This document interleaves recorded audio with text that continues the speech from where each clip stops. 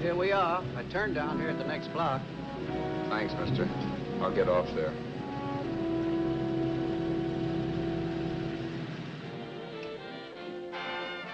Want anything else? No. Hey, you. Me? Yeah, you. Where you heading? East. Too bad. I thought if you was heading north, I might be able to help you out. Pushing the Salt Lake, and I don't like to ride it alone at night. I'm one of those guys that got to talk or I fall asleep. Oh, sure, now my partner, he's got Lou to keep him company, but I ain't got nobody at all. Where you coming from? West. Yeah, sure, I know, but where, L.A.? Maybe. Got a cousin out in L.A. You don't say. Yeah, he's been out. So you're not much of a talker, are you? My mother taught me never to speak to strangers. Oh, a wise guy. So what? Okay, don't get sore. Just trying to be sociable, that's all. Hey, Glamorous. You change for a dime, will you?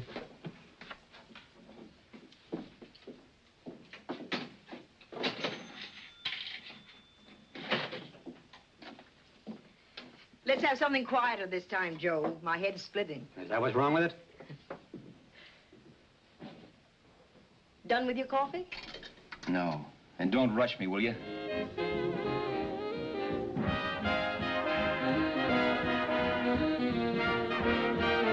Hey, turn that off. Will you turn that thing off? What's eating you now? Yeah, what's eating you? That music, it stinks. Oh, you don't like it, huh? No, turn it off. Oh, wait a minute, pal.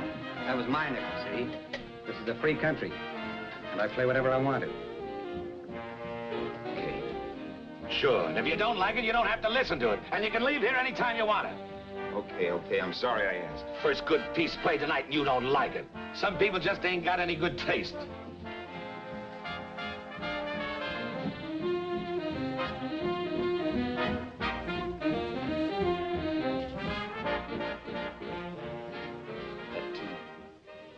That tune. Why was there always that rotten tune? Following me around, beating in my head, never letting up. Did you ever want to forget anything? Did you ever want to cut away a piece of your memory or blot it out? You can't, you know. No matter how hard you try. You can change the scenery, but sooner or later you'll get a whiff of perfume or somebody will say a certain phrase or maybe hum something. Then you're licked again. I can't believe that you're in love with me. I used to love that song once. So did the customers back in the old Break of Dawn Club in New York. I can't remember a night when I didn't get at least 3 requests for it. Sue, she was always selling it too. Those were the days.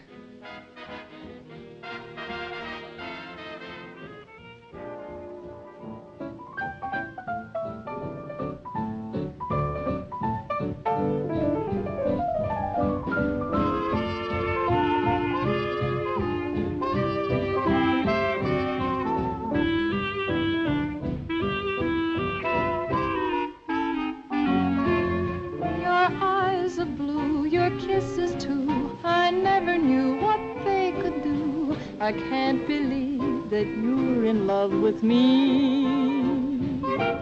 You're telling everyone you know that I'm on your mind each place you go. They can't believe that you're in love with me. I have always placed you far above me. I just can't imagine that you love me. And after all is said and done, to think that I'm the lucky one, I can't believe that you're in love with me.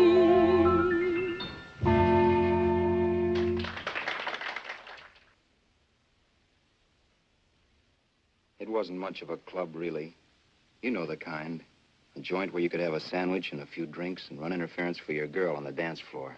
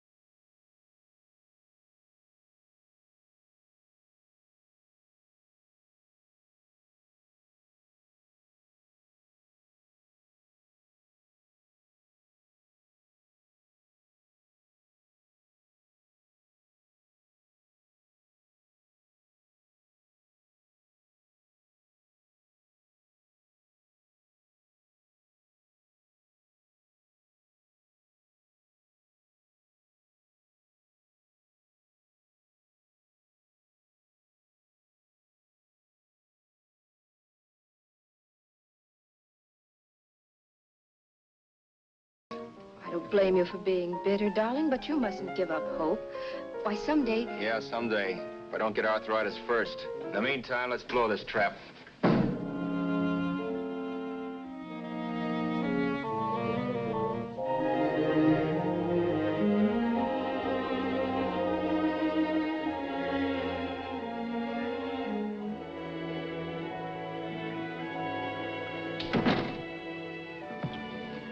Like to get something to eat, hon? Oh, I don't think so, Al. I lose my appetite working in this flea bag. Let's go home. Okay. I can't stand much more of that dump. Did you see that drunk tonight trying to paw me? No, what drunk? Does it matter what drunk? Say, what's the matter with you tonight, darling? That's the third time you started to tell me something and then stopped. We shouldn't have any secrets from each other, Sue. Next week, we're going to make with the ring and the license. You and me will be a team. Yes, that's right. In the Bush League. I don't get you. We've been struck out. It's a funny way to talk, darling. Don't you want to marry me? Al, look, I love you. You know I do, and I want to marry you. But? But not now.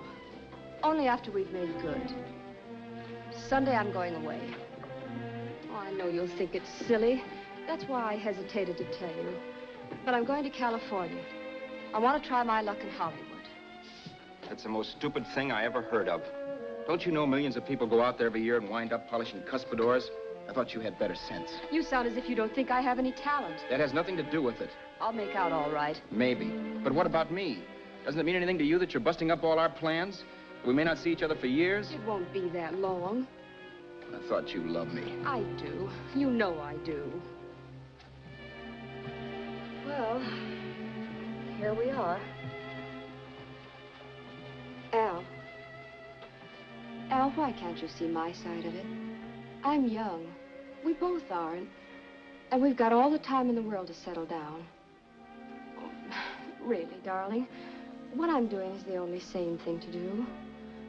I hate the thought of being so far away from you, but we'll be together again someday. Maybe you'll decide to come out too later on. So long. Al, aren't you going to kiss me goodnight? Sure, why not? Good night.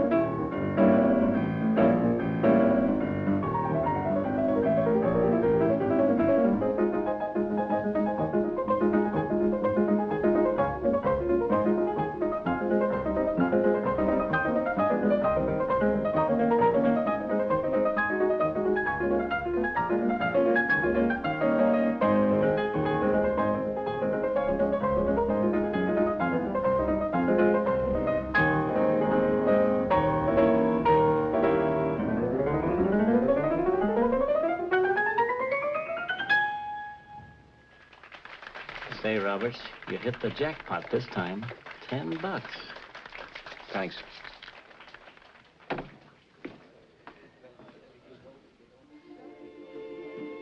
So when this drunk handed me a 10 spot after a request, I couldn't get very excited.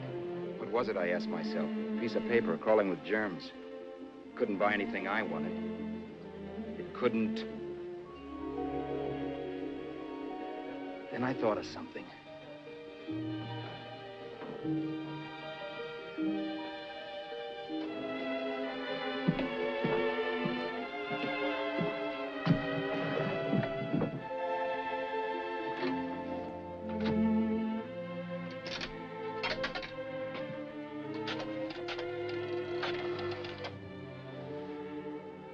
Long distance.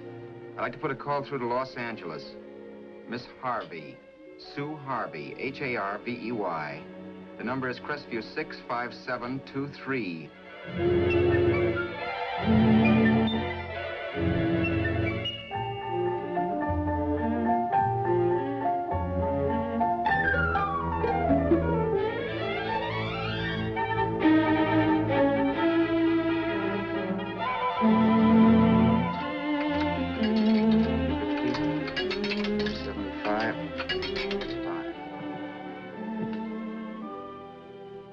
Hello, Sue? This is Al. Oh, baby, it's great to hear from you, too. What's that? You do? Oh, me too, darling. I thought I'd go batty without you. I just had to... Huh? You're working as a hashlinger? Gee, honey, that's tough. Those guys out in Hollywood don't know the real thing when it's right in front of them. You just stick it out, Sue, baby. Keep going around to those casting offices. I'm sure you'll click. Look, I'll tell you what. You stay put out there, I'll come to you. No, don't try to stop me. Just expect me. Train? Who knows? Train, plane, bus, magic carpet. I'll be there if I have to crawl. If I have to travel by pogo stick. And then, let's get married right away, huh? That's the stuff. That's what I've been wanting to hear you say. Well, goodbye for now. I'll be seeing you soon. Yeah. Bye. The only way I could cross country was to thumb rides. For even after hawking everything, I only had enough money to eat. Money. You know what that is. It's the stuff you never have enough of. Little green things with George Washington's picture that men slave for, commit crimes for, die for. It's the stuff that has caused more trouble in the world than anything else we ever invented. Simply because there's too little of it. At least I had too little of it. So it was me for the thumb.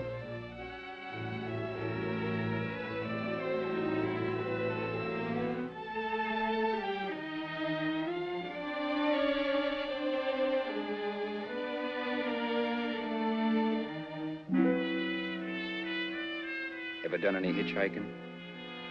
It's not much fun, believe me. Oh, yeah, I know all about how it's an education, how you get to meet a lot of people and all that. But me, from now on, I'll take my education in college, or in PS 62, or I'll send $1.98 in stamps for 10 easy lessons.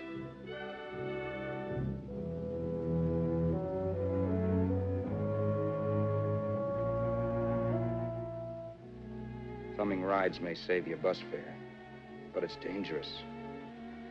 You never know what's in store for you when you hear the squeal of brakes. If only I'd known what I was getting into that day in Arizona. Here, throw that in the back seat. Okay, let's go. Make sure that door's closed.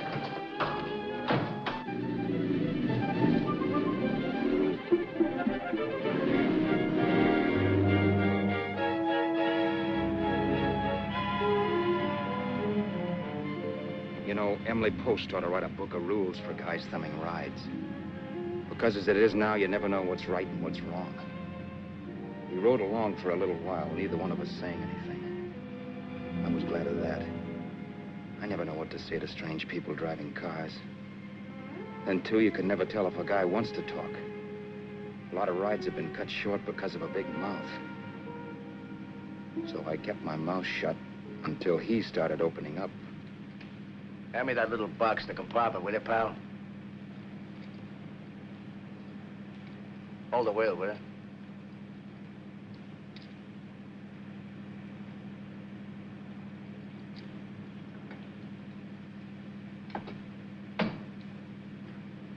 How far are you going? L.A. Wow, you're really traveling, aren't you? Yeah, but I don't expect to make it for a couple of years at the rate I've been promoting rides. Not much luck, huh? Sure, all bad. Not many people stop for a guy these days. Afraid of a stick-up, maybe. Well, you can't blame them. Where you coming from? New York? Well, New York. You're in luck this time. I'm going all the way. Right through to Los Angeles. You drive a car? Sure. Whenever you're tired, let me know. I'll holler. I guess at least an hour passed before I noticed those deep scratches in his right hand. They were wicked. 3 puffy red lines about a quarter of an inch apart. He must have seen me looking at them because he said, Beauties, aren't they? They're gonna be scars someday. What an animal. whatever it was, it must have been pretty big and vicious to have done that. Right on both counts, New York. I was tussling with the most dangerous animal in the world. A woman. She must have been Tarzan's mate. Looks like you lost the bout. It certainly wasn't a draw. You know, there ought to be a law against dames with claws. Yeah. I tossed her out of the car in her ear. Was I wrong? Give a lift to a tomato, you expect her to be nice, don't you? Yeah. After all, what kind of dame some rides? Sunday school teachers? Yeah. A little witch. She must have thought she was riding with some fall guy. And me, who's been booking horses around racetracks since I was 20. I've known a million dames like her. 2 million. Yeah. Stopped the car, opened the door. Take it on the Arthur Duffy sister, I told her. That's the stuff. As I was done, huh? But if you want to see a real scar, brother, get a load of this. What? I got that one dueling. Dooley? Yeah, we're just kidding, of course. My dad owned a couple of Franco-Prussian sabers. Kept them on the wall for decorations. Well, one day, another kid and I took them down. When the old man wasn't around, had a duel. He got me in the arm here. Pretty mean cut. Infection set in later. Yeah, I can see that. Now, give me that box again, will you? Yeah.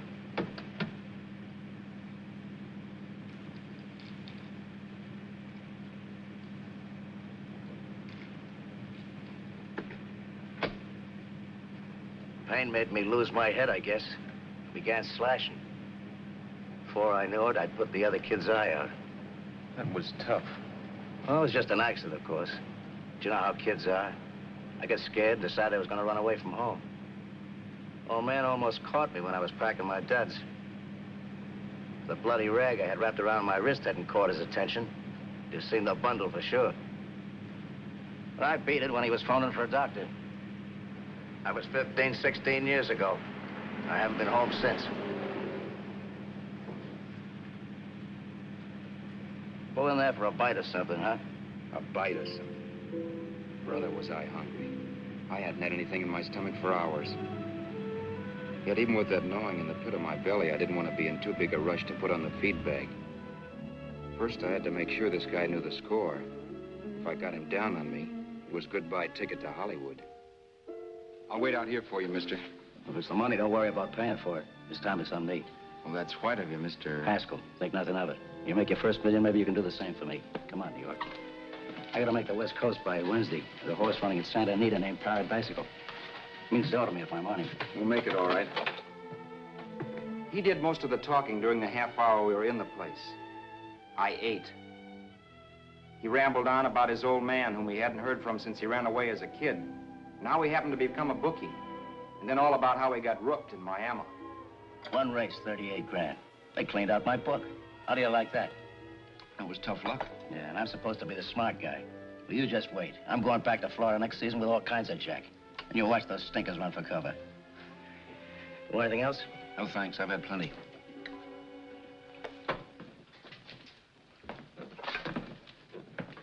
That check there, sister? Oh, just a minute. Your change, sir. Keep it, sister. Oh, thank you, sir. Call again. I'll be waiting outside for you when you finish work. Sharp check, huh?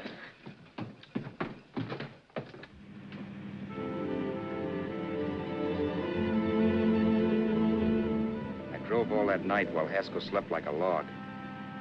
After a while, I began to get sleepy myself. I was happy, though. Soon I'd be with Sue again. The long trip was practically over, and there'd be no more hoofing it down the concrete. I began to think of the future, which couldn't have been brighter if I'd embroidered it with neon lights.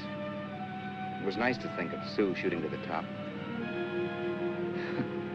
It's amazing what a full belly can do to your imagination.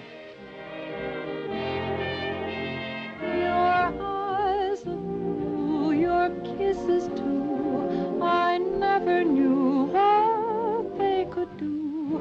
I can't believe that you're in love with me. You're telling everyone you know I'm on your mind each place you go. I can't believe that you're in love with me.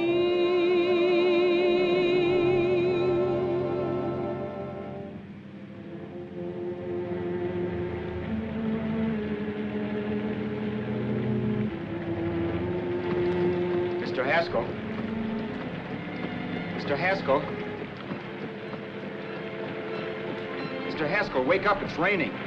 Don't you think we ought to stop and put up the top?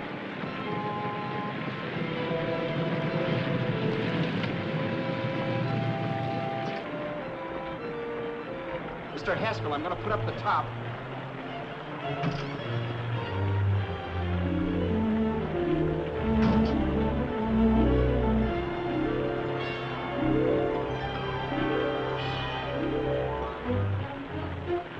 Up until then, I had done things my way. But from then on, something else stepped in and shunted me off to a different destination than the one I had picked for myself. But when I pulled open that door... Mr. Haskell, what's the matter? Are you hurt? Are you hurt, Mr. Haskell? Start your sermon. I'll listen to it. But I know what you're going to hand me even before you open your mouths. You're going to tell me you don't believe my story of how Haskell died and give me that don't make me laugh expression on your smug faces. I saw it once he was dead, and I was in for it. Who would believe he fell out of the car? Why, if Haskell came too, which of course he couldn't, even he would swear I conked him over the head for his dough. Yes, I was in for it. Instinct told me to run, but then I realized it was hopeless. There were lots of people back down the road who could identify me. That gas station guy and the waitress. I would be in a worse spot then, trying to explain why I beat it. The next possibility was to sit tight and tell the truth when the cops came. But that would be crazy. They'd laugh at the truth. And I'd have my head in a noose. So what else was there to do but hide the body and get away in the car? I couldn't leave the car there with him in the gully. That would be like erecting a tombstone.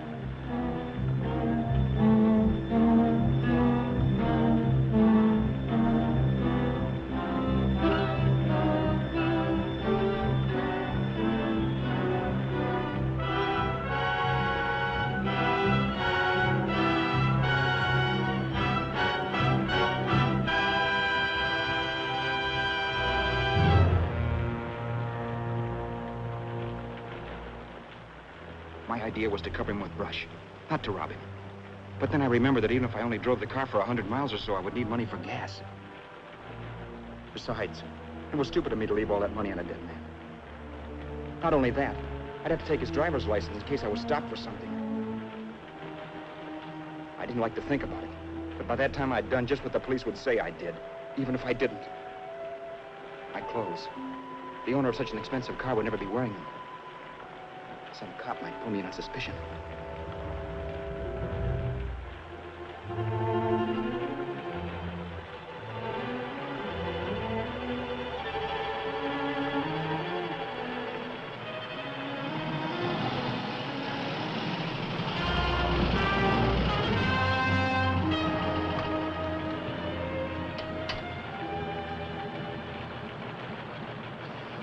Hey, you, this your car? Don't you know better than to leave a car with the wheels halfway in the middle of the road? That's the way accidents happen. I'm sorry, officer. I was just putting up my top. I didn't think. Well, the next time, think. I'll let you go now, but watch your step in the future. I know that's a lonely stretch, but cars come by here once in a while, and we have plenty of crack-ups. Thanks, officer.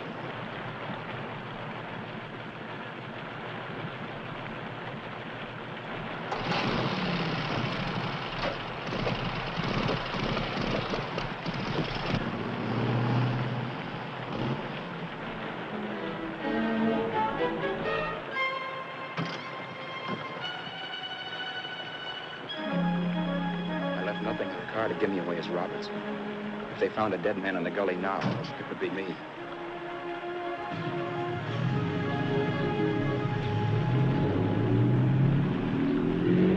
As I drove off, it was still raining. The drops streaked down the windshield like tears. I kept imagining I was being followed and that I could hear sirens back in the distance. Just how long it took me to cover the 60-odd miles to the California state line, I don't know. I lost all track of time. But the rain had stopped and the sun was up when I pulled up to the inspection station. Hello? Carrying any fruits or vegetables? No. Any livestock or poultry? No. I'd like to see your registration and driver's license, please. Anything in the baggage compartment? What's baggage? Charles Haskell, Jr., age 30, brown eyes, dark hair. Identifying marks, none. Are you Charles Haskell, Jr.? Yes. Well, remember, if you're employed and you stay over 30 days, you take out California plates. All right, officer, but I'll only be in the state a short while. Right, you can go now.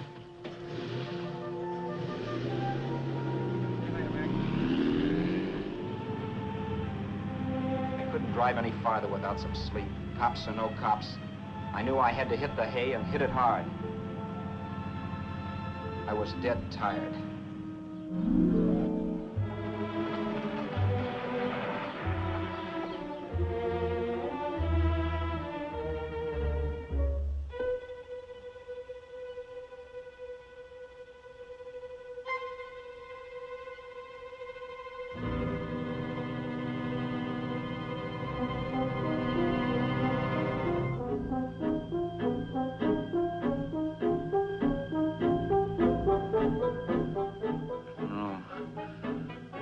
Mr. Haskell.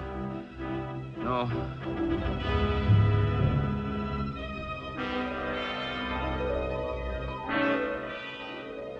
Mr. Haskell, you can't die.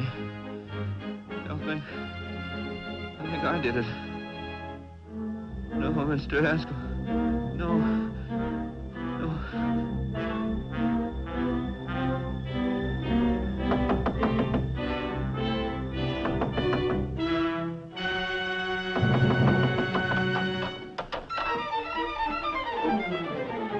Who's there?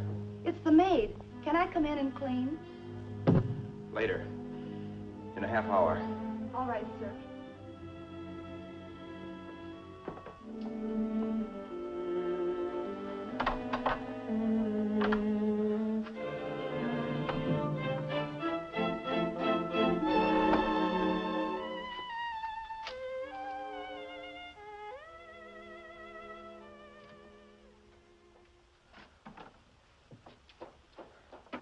There was no time to lose.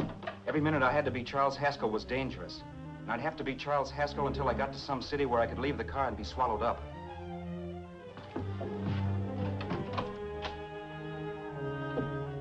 That meant driving the car as far as San Bernardino, maybe even to Los Angeles.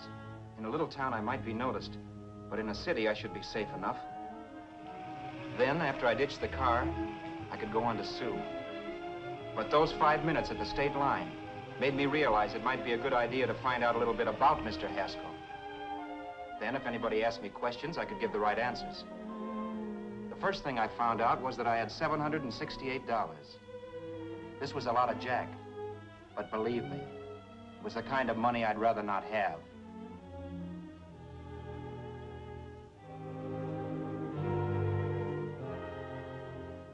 And then I found out from a letter Haskell was carting around in his bag that he wasn't the open-handed, easygoing big shot who went around buying dinners for strange hitchhikers.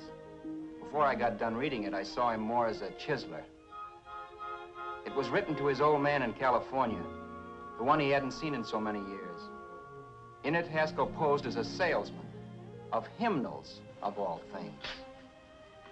It was easy to see where Haskell expected to raise a new stake for his book in Miami by rooking his old man. That was about all I found out from his effects, and it was enough. I told myself, maybe old man Haskell was lucky his son kicked off. He would never know it, but it saved him from taking a flyer in sacred literature preferred.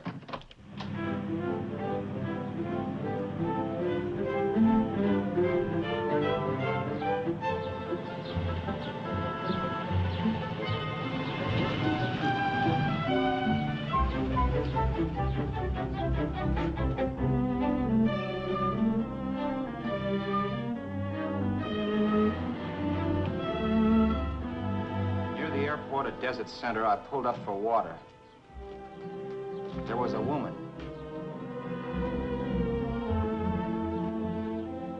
Hey, you! Come on if you want to ride.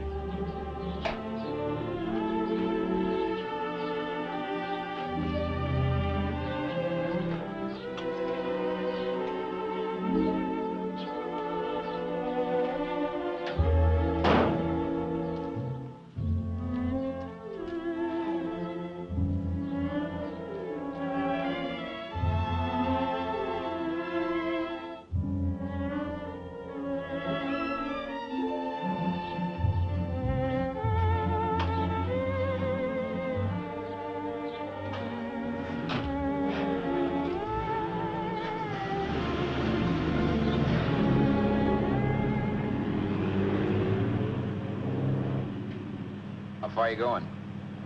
How far are you going? That took me by surprise, and I turned my head to look her over. She was facing straight ahead, so I couldn't see her eyes. But she was young, not more than 24. Man, she looked as if she'd just been thrown off the crummiest freight train in the world. Yet, in spite of this, I got the impression of beauty. Not the beauty of a movie actress, mind you, or the beauty you dream about when you're with your wife, but a natural beauty. A beauty that's almost homely because it's so real. Then suddenly she turned to face me. How far did you say you were going? Los Angeles? L.A.? L.A.'s good enough for me, mister. That's what I was afraid of. What'd you say? Oh, nothing, just thinking out loud. People get in trouble for doing that. What's your name? You can call me Vera if you like. You live in Los Angeles? No. Where are you coming from? Oh, back there. Needles? No. Oh, sure, Phoenix. You look just like a Phoenix girl. Are the girls in Phoenix that bad? The girl must have been pretty tired, because she fell asleep not 20 minutes after she stepped into the car. She lay sprawled out with her head resting against the far door, like Haskell. I didn't like that part of it much, but I didn't wake her up. It wasn't that this girl still worried me. I'd gotten over that funny feeling I had when she looked at me, which I put down as just my jangled nerves. With her eyes closed and the tenseness gone out of her, she seemed harmless enough. And instead of disliking her, I began to feel sorry for her. The poor kid probably had had a rough time of it. Who was she anyway? And why was she going to Los Angeles? And where'd she come from in the first place? The only thing I knew about her was her name. Not that it made any difference. A few hours more and we'd be in Hollywood. I'd forget where I parked the car and look up Sue. This nightmare of being a dead man would be over. Who this dame was, well, it was no business of mine. Where did you leave his body? Where did you leave the owner of this car? You're not fooling anyone. This buggy belongs to a guy named Haskell. That's not you, mister. You're out of your mind. That's my name, Charles Haskell. I can prove it. It's my driver's Save license. yourself the trouble, mister. Having Haskell's wallet only makes it worse. It just so happens I rode with Charlie Haskell, all the way from Louisiana. He picked me up outside of Shreveport. You rode? You heard me. Then it all came back to me. All the talk about dueling and scars and scratches. There was no doubt about it. Vera must be the woman Haskell had mentioned. She must have passed me while I slept. Well, I'm waiting. My goose was cooked. She had me. That Haskell guy wasn't dead yet. He wasn't stretched out stiff and cold in any Arizona gully. He was sitting right there in the car, laughing like mad while he haunted me. Well? There was nothing I could say. It was her move. Vera, whatever her name was, it was just my luck picking her up on the road. It couldn't have been Helen, or Mary, or Evelyn, or Ruth. It had to be the very last person I should ever have met. That's life. Whichever way you turn, fate sticks out a foot to trip you.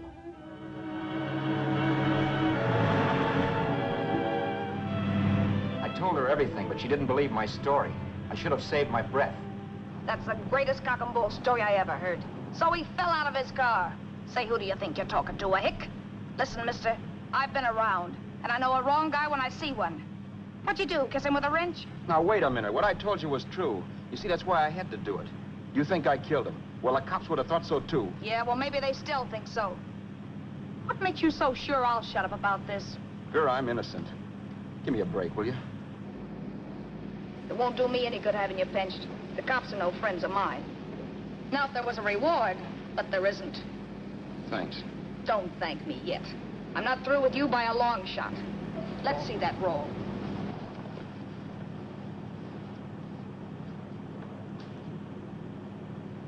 Is that all Haskell had? Isn't it enough? No, I thought he had more. Not that I know of. You can search me. You think I'm holding out on you? Well, maybe I will at that. He told me he was going to bet $3,000 on a horse named Paradisical on Wednesday at Santa Anita. He was stringing you along. He meant 300. Maybe. Sure, $3, 300. He was a piece of cheese, a big blowhard. Listen, mister, don't try and tell me anything about Charlie Haskell. Remember, I knew him better than you did. Okay, then you knew he was a four-flusher. That explains the $3,000 bet. I'm not so sure he didn't have that $3,000. Why should I believe you? You got all the earmarks of a cheap crook. Now, wait a minute. Shut up. You're a cheap crook and you killed him. For 2 cents, I'd change my mind and turn you in. I don't like you. All right. Don't get sore. I'm not getting sore. But just remember who's boss around here. If you shut up and don't give me any arguments, you'll have nothing to worry about. But if you act wise, well, mister, you'll pop into jail so fast it'll give you the bends. I'm not arguing. Well, see that you don't. You know, as crooked as you look, I'd hate to see a fella as young as you wind up sniffing that perfume that Arizona hands out free to murderers. I'm not a murderer. Of course you're not. Haskell knocked his own head off. He fell, that's how it happened, just like I told you. Sure, and then he made you a present of his belongings. I explained why I had to do that. Doesn't make a difference one way or another. I'm not a mourner. I liked Haskell even less than I like you. Yeah, I saw what you did to him. What do you mean? Well, scratches on his wrist. Sure, I scratched him. Don't say you did. So your idea was to drive the car a little way, maybe into San Bernardino, and then leave it. You weren't gonna sell it? Sell it? You think I'm crazy? Somebody else's car? See, all I want to do is leave it somewhere and forget I ever saw it. Not only don't you have any scruples, you don't have any brains. I don't get you. Maybe it's a good thing you met me. You'd have got yourself caught, sure. Why, you dope. Don't you know a deserted automobile always rates an investigation? Huh? Look, the cops find a car. Then they get curious. They wonder where the owner is. So, all right, they don't trace Haskell. They trace you. I never thought of that. The only safe way to get rid of the car is to sell it to a dealer. Get it registered under a new name. Say, stop at the next store. I want to get a bottle and do some shopping before we hit L.A. Okay. As soon as we find a place, I'll drop you off and pick you up later. Nothing doing. You're coming in, too. From now on, you and I are like the Siamese twins. Have it your way, but I don't get the point. The point is, I don't want you to get lost. I'm not going to beat it if that's what you're afraid of. I'll say you're not. Well, I'm going to see that you sell this car so you don't get caught. Thanks. Of course, your interest wouldn't be financial, would it? You would want a small percentage of the profits. Well, now that you insist, how can I refuse? 100% will do. Fine. I'm relieved. I thought for a moment you were going to take it all. I don't want to be a hog. A few hours later, we were in Hollywood. I was recognizing places Sue had written about. It struck me that far from being at the end of the trip, there was a greater distance between Sue and me than when I started out. Vera wasn't kidding with that Siamese twins crack. She rented a little apartment as Mrs. Charles Haskell. When I objected to this, she explained that it was on account of the car. A dealer might think something was funny if he called and found we were using different names.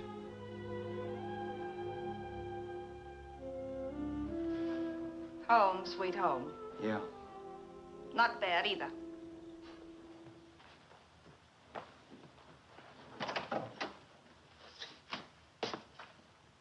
In case there's any doubt in your mind, I'll take the bedroom.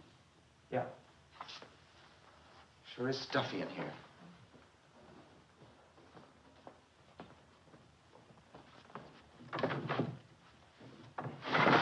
Keep the window shut. Okay. The old crow downstairs said there's a folding bed behind this door.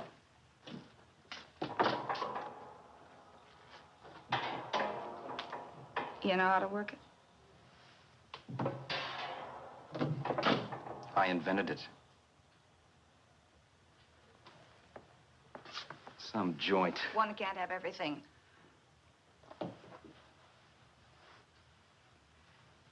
I'm first in the bathtub.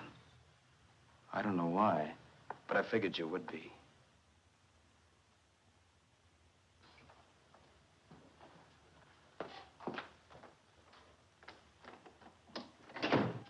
Boy, oh boy.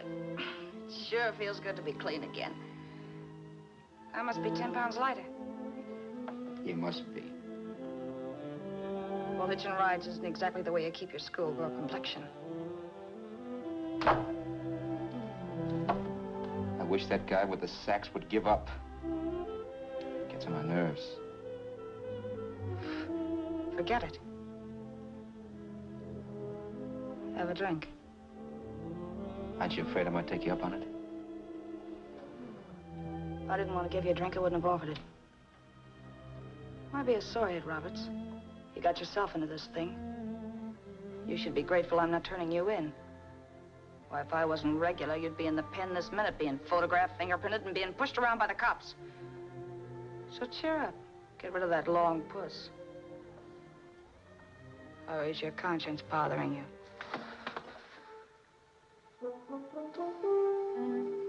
No. It isn't. Swell. That's the spirit. He's dead and no moaning around will bring him back. Anyway, I never could understand this worrying about something that's over and done with. Now look, Vera, for the last time I didn't kill him. Haskell was a sick man. Maybe he was dead before he fell out of the car. I don't know. Sure, he died of old age. All right. So if it'll make you sociable, you didn't kill him.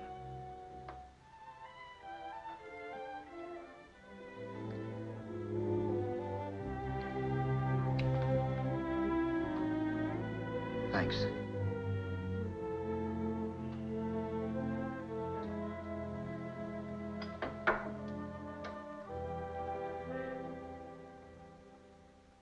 We're out of liquor, Roberts. Yeah. Too bad. I felt like getting tight tonight.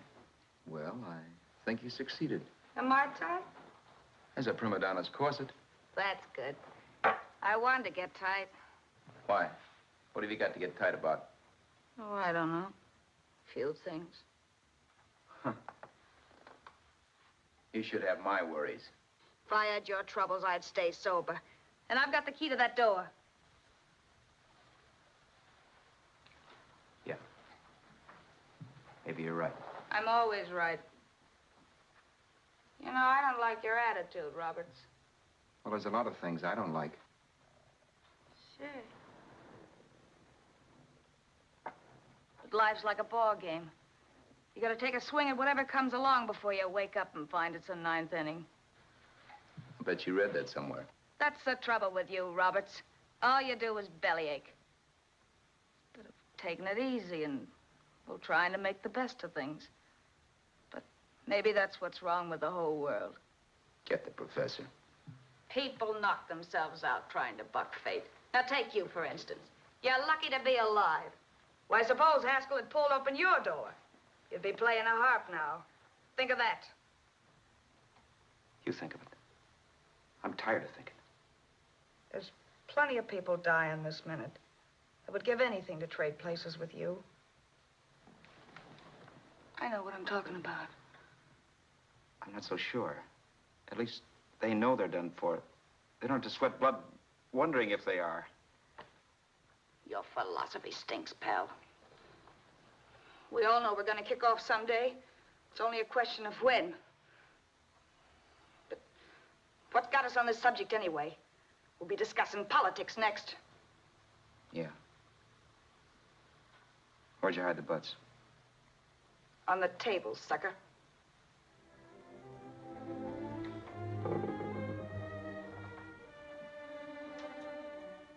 We bored each other with conversation for a couple of hours longer. Every 5 minutes, one of us was wishing we had another bottle or a radio or something to read. Then finally, we ran out of chatter. I know it's only 11 o'clock, but I want to get up early and make the rounds of the used car lots. No hurry about that. We've got all the time in the world. Maybe you have, but if you think I want to stay cooped up in this place any longer than I have to, you're batty. It's not a bad place. Pay plenty for diggings like this in New York. I wouldn't like it if it was the Ritz.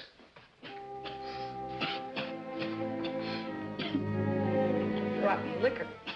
You got a mean cough. Ought to do something about it. I'll be all right. That's what Camille said.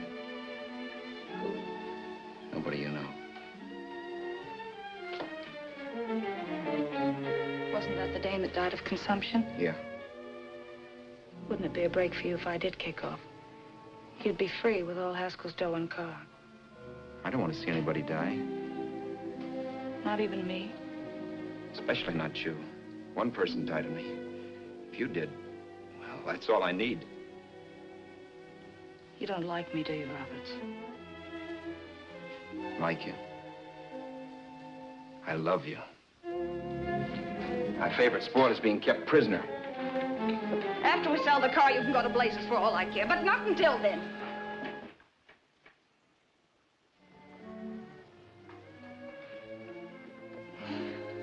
I'm going to bed.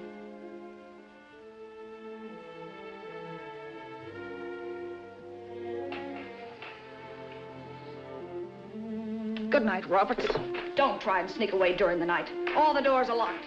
Anyway, if I find you gone in the morning, I'll notify the police. They'll pick you up. Don't worry, I know when I'm in a spot. Well, good night. I hope that portable rack isn't too uncomfortable for you. Don't lose any sleep over it, will you, Vera?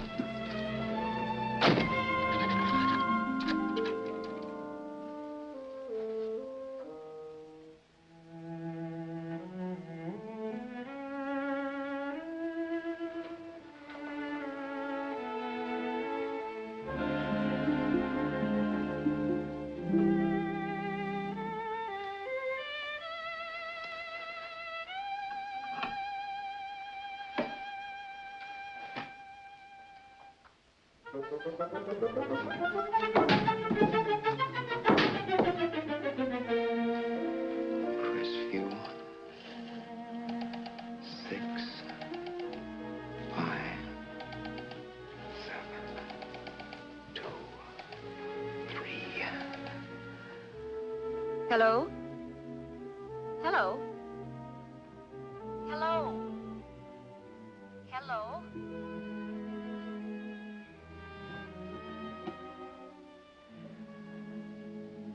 No. Not yet, darling. Tomorrow. Maybe.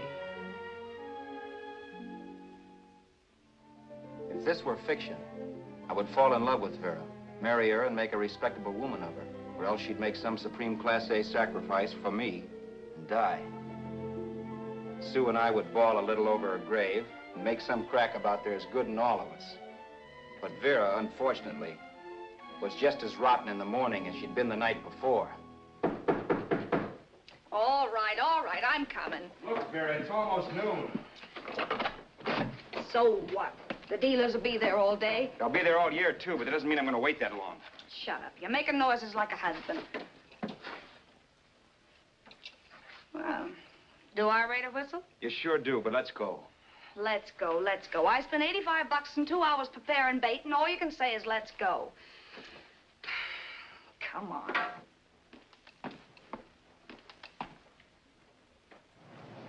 We passed a few used car lots last night down this way. What do you think we can get for this heap? I don't know. Plenty. You just let me handle everything. Think we can get $2,000? I don't know, but don't worry. I'll squeeze as much out of this guy as I can. If I let it go cheap without a fight, he might think we've stolen the car. You better just sit by and keep your mouth closed. Remember, we're both in the soup if anything happens. Forget it and drive. You're my wife, Vera Haskell. Look, after the deal's closed, let's go back to that place on Hollywood Boulevard where I saw the fur jacket. I want to buy it. After the deal's closed, I'm saying goodbye to you. That's right, I forgot. I guess I'm getting kind of used to you. Well, that's a habit you could start breaking. Let's try this place in the middle of the block.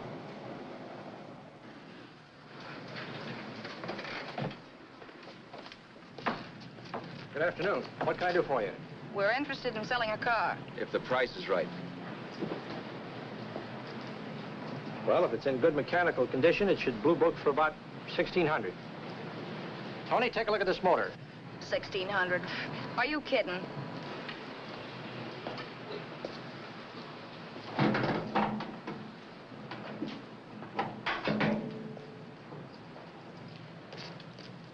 Well, maybe 1850. Before I let it go for 1850, I'll wreck it and collect the insurance first.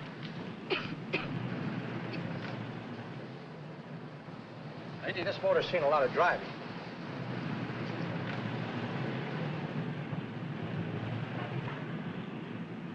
Well, the mechanic inspected the car. We haggled. At last, when we were all worn out, we hit a compromise. His price. Okay, it's a deal. All right, come in. We'll sign the papers. I have the ownership papers right here with me. Look, Vera, in the meantime, will you clean out the dash compartment? There may be some stuff in it. All right, darling. 1,850 bucks. That dirty crook.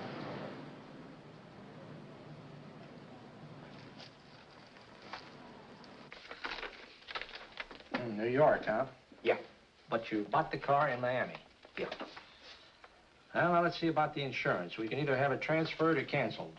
What kind of insurance do you have, Mr. Haskell? Well, aren't all the papers there? I don't see any. Surely you know what type of insurance you carry in the car. The name of the company? Yeah, but, Well, if you'll just tell me the name of the company, I'd be very glad to take care of all the details. well, Did you sign the papers yet? not yet. Well, don't. We're not selling the car. Well, wait a minute, Mrs. Haskell. Come on, darling. What's the matter? You changed your mind? Yes, I'm sorry. I guess I have. But, Vera... Let's go.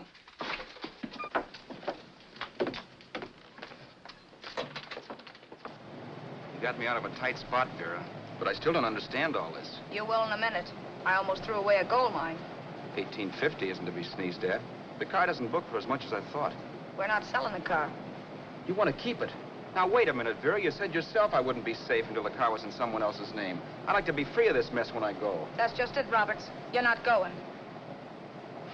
There's a drive-in at the next corner. Pull in there and we'll get a bite to eat. And I'll explain. What is this, another one of your brilliant ideas?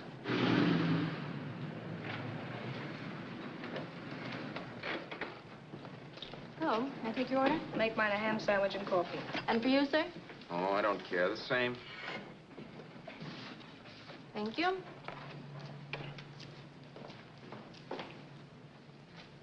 Get this, Vera. I've been pretty patient so far. I've done everything you asked me to do, but no more. Shut up. You've taken Haskell's money. You can have the dough we get from selling the car, but you're not going to keep me a prisoner. It's a good thing I bought the paper. Take a look at that. Vera, I'm in no mood. Read that.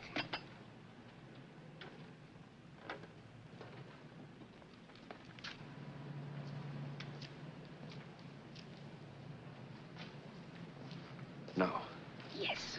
No, I won't do it. Yes, you will. You think I'm crazy? It's impossible, I tell you. Excuse me.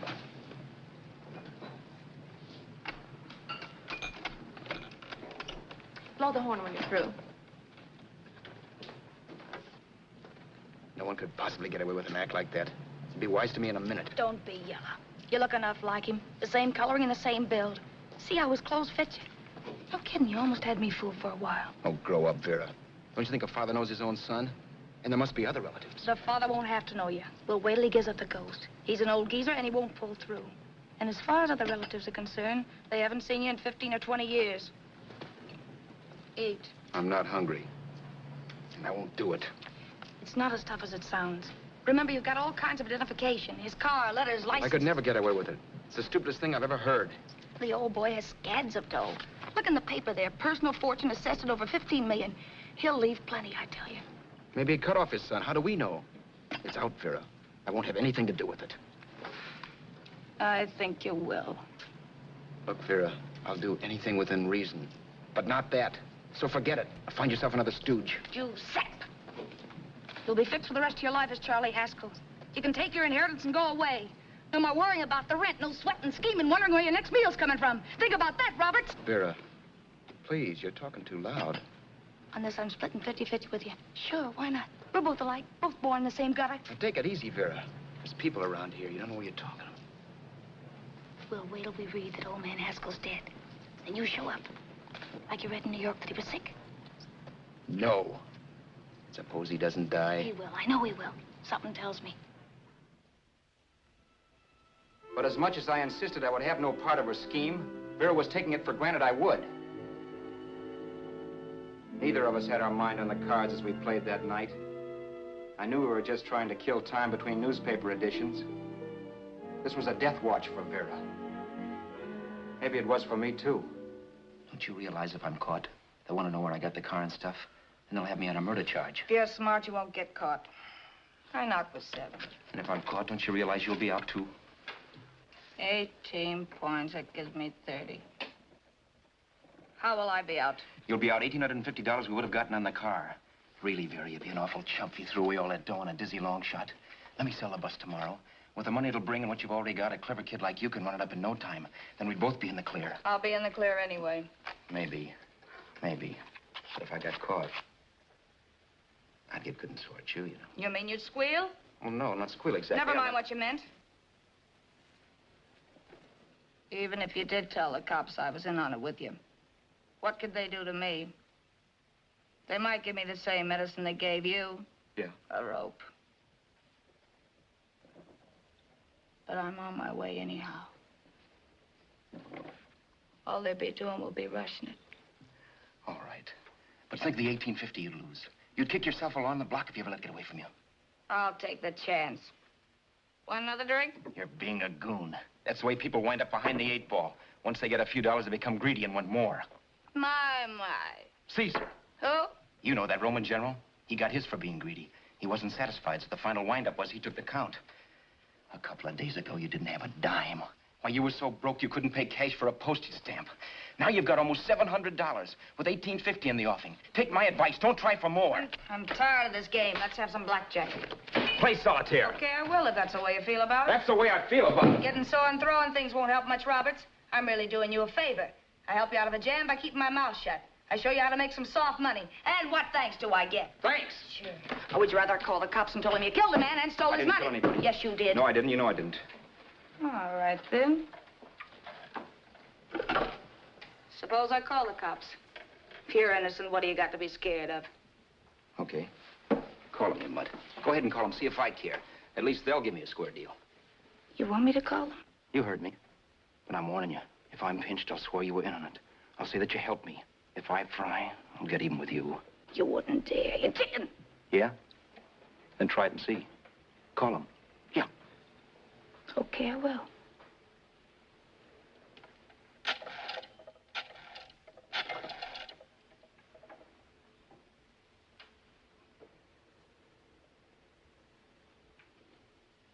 Information?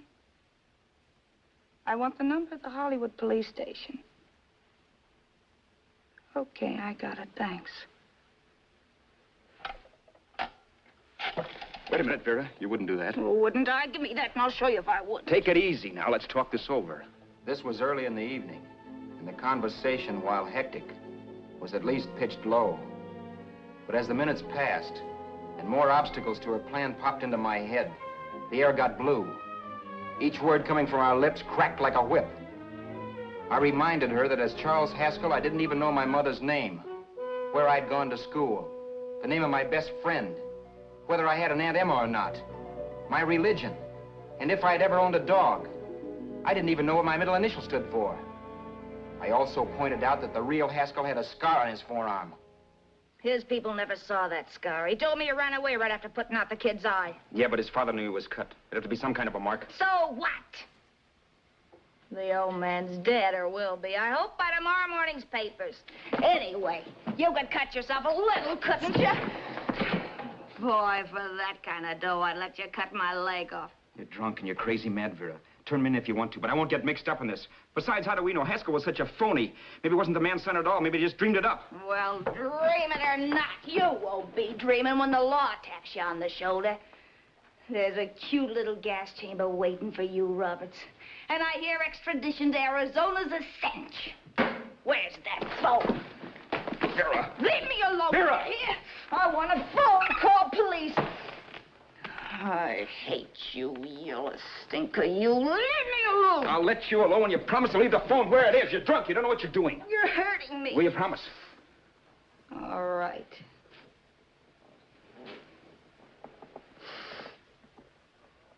You hurt me. I'm sorry, but... And it's hot in here. Open up the window. It's not hot. Don't tell me. Now, do you do it or do I do it? You're no gentleman, see? Yeah. All right. I'll open up the window. Vera!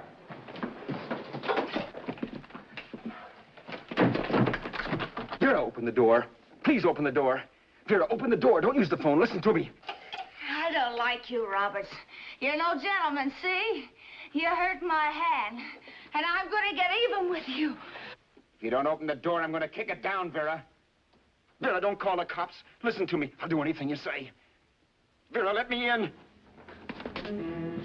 I'll break the phone.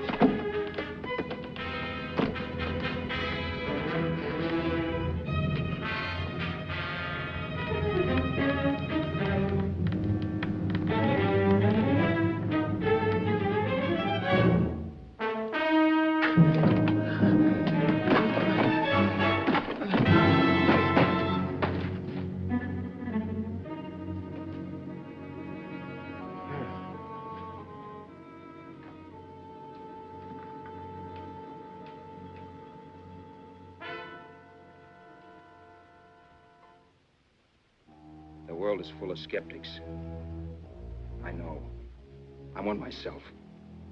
In the Haskell business, how many of you would believe he fell out of the car? And now, after killing Vera without really meaning to do it, how many of you would believe it wasn't premeditated? In a jury room, every last man of you would go down shouting that she had me over a barrel and my only out was force. The room was still. So quiet that for a while I wondered if I had suddenly gone deaf. It was pure fear, of course. And I was hysterical. But without making a sound. Vera was dead. And I was her murderer. Murderer. What an awful word that is. But I'd become one. I'd better not get caught. What evidence there was around the place had to be destroyed. And from the looks of things, there was plenty. Looking around the room at things we'd bought was like looking into the faces of 100 people who had seen us together and who remembered me. This was the kind of testimony I couldn't rub out. No. I could burn clothes and hide bottles for the next 5 years. There'd always be witnesses. The landlady, for one. She could identify me. The car dealer, the waitress in the drive-in, the girl in the dress shop, and that guy in the liquor store. They could all identify me. I was cooked. Done for. I had to get out of there. While once I'd remained beside a dead body, planning carefully how to avoid being accused of killing him, this time I couldn't. This time I was guilty. I knew it. Felt it. I was like a guy suffering from shock. Things were whirling around in my head. I couldn't make myself think right. All I could think of was the guy with the saxophone and what he was playing. It wasn't a love song anymore. It was a dirge.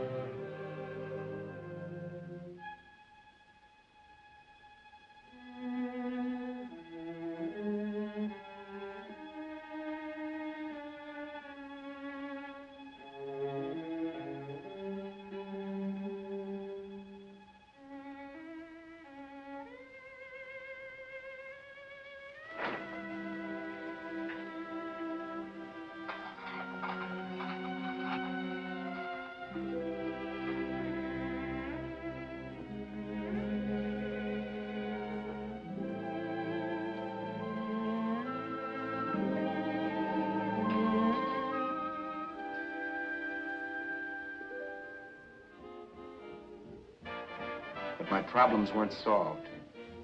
I had to stay away from New York for all time. Because Al Roberts was listed as dead and had to stay dead. And I could never go back to Hollywood. Someone might recognize me as Haskell. Then, too, there was Sue. I could never go to her with a thing like this hanging over my head.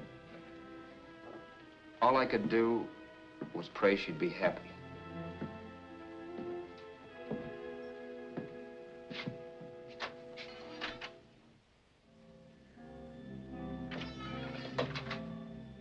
I was in Bakersfield before I read that Vera's body was discovered.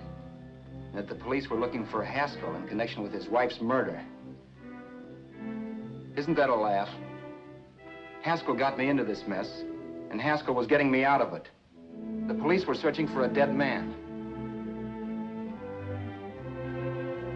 I keep trying to forget what happened. and wonder what my life might have been if that car of Haskell's hadn't stopped. But one thing I don't have to wonder about. I know. Someday a car will stop to pick me up that I never thumbed.